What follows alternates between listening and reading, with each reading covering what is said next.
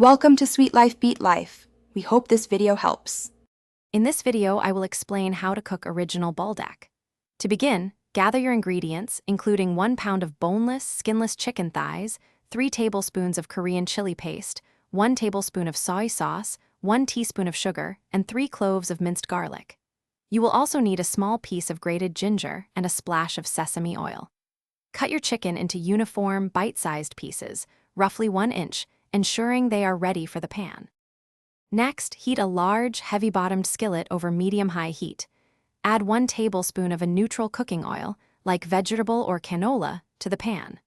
Once the oil shimmers, carefully add your chicken pieces, spreading them out in a single layer to ensure even cooking.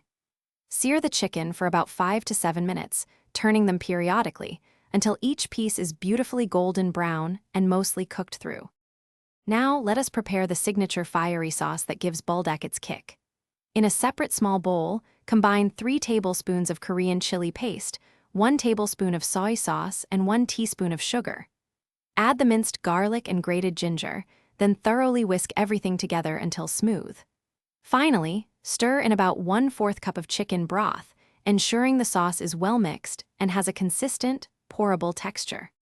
Once your chicken is seared, pour the incredible Buldak sauce directly over it in the skillet.